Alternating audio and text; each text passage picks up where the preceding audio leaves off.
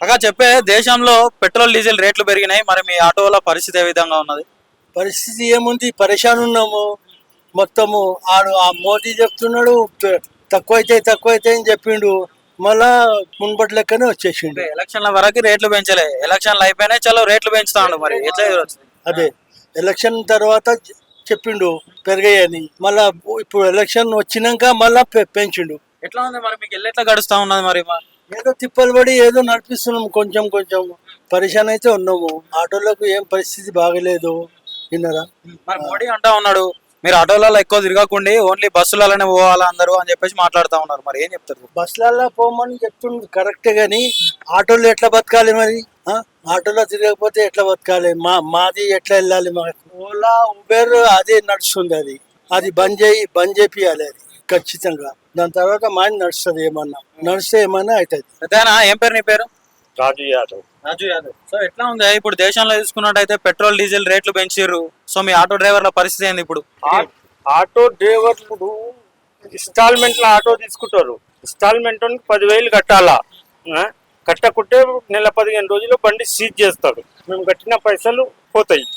ఇప్పుడు ఎవరికైనా ప్యాసింజర్ అడుగుదాం అనుకోండి, 20-30 క్యాబ్ బుక్ చేస్తే 40 చూపిస్తుంది, 80 చూపిస్తుంది అని వాళ్ళు అంటారు. ఆటో వాళ్ళకు 20 రూపాయలు ఎవరు ఎక్కువ ఇస్తారు? వాళ్ళు ఎక్కువ ఇవ్వండి, మేము ఎడికని పోయాలా? వాళ్ళు ఇస్తేనే కదా మేము పోసేది. అటువంటి రేట్లేమో పెరిగినాయి. మీ జీవనం పరిస్థితి ఏంది? మీ జీవనం ఎట్లా గడుస్తుంది మరి? మాకు యూనియన్లు లేరు, యూనియన్లు అంతా పారిపోయారు. ఇక్కడ బండి పెట్టాలంటే పోలీసు వాళ్ళు వచ్చి కెమెరా కొడతారు, అక్కడ బండి పెట్టాలంటే అక్కడ కెమెరా కొడతారు. అటువంటి టైంలో ఏం చేయాలా? ఇక మేము దీని మీద నమ్ముకొని ఇట్లనే బతుకుతున్నాం. 10 కల గ్యాస్ పోగా మళ్ళీ ఒక 30-40 రూపాయలు మిలుగుతున్నాయి, అంతే తప్ప ఇంకేం. రోజంతా కొడితే అప్పుడు 500 వచ్చేటివి, ఇప్పుడు 200 వస్తుంది.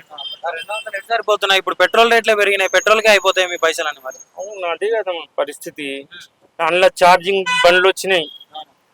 డబ్బున్నోడు ఛార్జింగ్ బండ్లు కొంటుండు, ఆటోలు. డబ్బు లేనోడు వీటి మీద నడుపుతున్నాడు. ఇప్పుడు కొత్త బండ్లు వచ్చినాయి, 4 స్టోక్ అని. అందులో 2 లీటర్ల పెట్రోల్ది ట్యాంక్ ఇచ్చిండు. గ్యాస్ దొరకకుండా పర్వాలేదు, 2 లీటర్ల పెట్రోల్ పోసుకొని వాళ్ళు దోసుకుంటున్నారు. మా బండికి, ఈ మోడల్ బండికి పెట్రోల్ లేదు. గ్యాస్ లో 4 గంటలు ఎండలో తోవడమే మా పని. మరి కేంద్ర ప్రభుత్వం ఏం చేస్తా ఉంది? సామాన్యుని దృష్టిలో పెట్టుకొని ఎందుకు చర్యలు తీసుకోవట్లేదు? అంటే ఈ రేట్లు ఎందుకు పెంచుతుందంటారు? వార్తలలో మోడీ సార్ గారు చెప్తారు మన దగ్గర మస్తుంది అని. ఇక్కడ ఓన్లీ 10 పంపులలో 10 రేట్లు ఉన్నది. 100 25 రూపాయలు ఒక పంపులో, 100 10 రూపాయలు ఒక పంపులో, 93 రూపాయలు ఒక పంపులో. అంత ఇష్టం వచ్చినట్టు అమ్ముకుంటుర్రు, అవసరాన్ని బట్టి పోసుకుంటుర్రు, అంతే. అవసరాన్ని బట్టి దోసుకుంటుర్రు. రాను రాను మా అటువంటి ఏజ్ వాళ్ళు మాత్రం చచ్చిపోతారు, ఎంగోళ్ళు ఏమో దొంగలు అవుతారు. అంతే. ఆటో వాళ్ళు మాత్రం సూట్ కేసు ఎత్తుకపోవడం ఖాయం, ఇటువంటి పరిస్థితి ఉంటే. రాబోయే రోజులు ఇంకా దారుణంగా ఉండే పరిస్థితి ఉందని చెప్పేసి మోడీ గారు అంటా ఉన్నారు. ఖర్చులన్నీ తగ్గించుకోవాలి అని చెప్పేసి మాట్లాడుతూ ఉన్నాడు. మరి ఖర్చులు ఏముంటాయి అబ్బా? తినడానికి ఒక టైం టిఫిను, 2 టైంలు భోజనము. ఆయన తినేది అదే, ఇదే మేము తినేది అదే. అంతకన్నా మించి బంగారం తింటామా ఏంటి?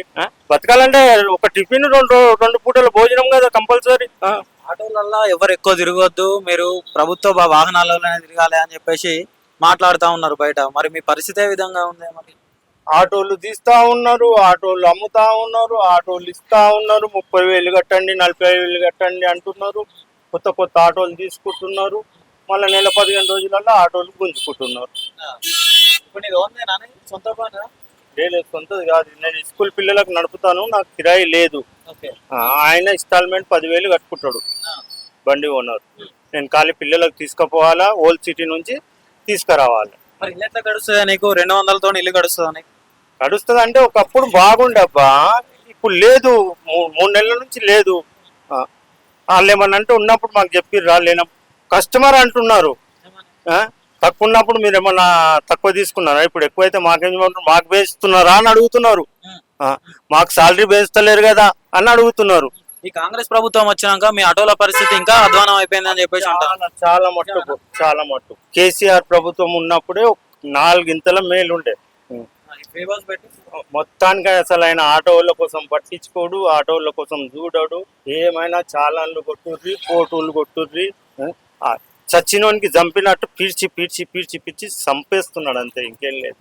సంవత్సరానికి 12,000 రూపాయలు ఇస్తా అన్నాడు కానీ మీ ఆటో అన్నలకి అందరికి అది ఆంధ్రాలో ఇస్తున్నారంట. ఇక్కడ ఎవడు అడిగేటోళ్ళు లేడు, ఎవడు ఇచ్చేటోళ్ళు లేడు. అసలు ఆటోల కోసం పట్టించుకునే వాడే ఎవడు లేడు ఇక్కడ. నడుపుకోలే కూడా లేదు. ఏదో కేసుల లోపల వేసేస్తాం, కెమెరా కేసుల లోపల వేసేస్తాం, కెమెరా కేసులు కట్టకుంటే జైలుకి పంపిస్తాం అట్లా.